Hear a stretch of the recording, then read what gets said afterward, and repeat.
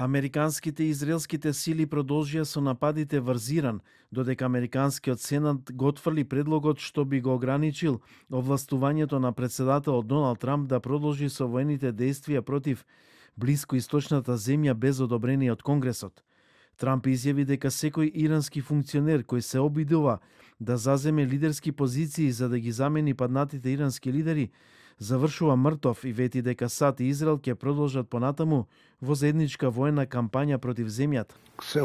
Се справуваме многу добро на воениот фронт. Ако некој ме праша на скала до 10, би оценил со 15 и ќе продолжиме да се справуваме. Имаме убедливо најголема војска во светот. Тие беа огромна закана за нас. 47 години убиваат луѓе од целиот свет. Имаме голема поддршка и ако тоа не го сторевме ние први, тие ќе го стореа. Испраќањето трупи на терен засега не е дел од планот, иако опцијата останува на маса, потврди од Белата куќа.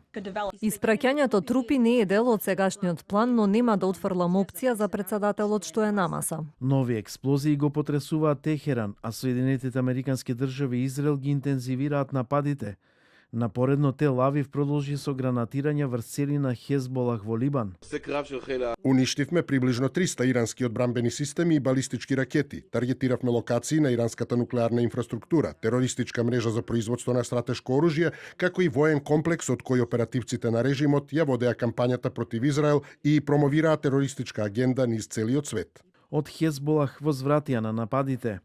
Ќе продолжиме да ги соборуваме целите на израелско-американскиот непријател и да останеме непоколебливи во нашата позиција, отфрлајки ги проектите на непријателот. Иран се закани со напади на нуклеарни комплекси доколку Израел и САД се обидат да го сменат режимот. Обединетите нации се надеваат дека конфликтот ќе заврши брзо, додека земјите продолжуваат со евакуација на заглавени граѓани од погодените подрачја. Растат и тензиите меѓу Европа и Соединетите Американски држави по заканата на Трамп за прекина трговијата со Шпанија, откако Мадрид одби воена соработка во услови на ескалација со Иран.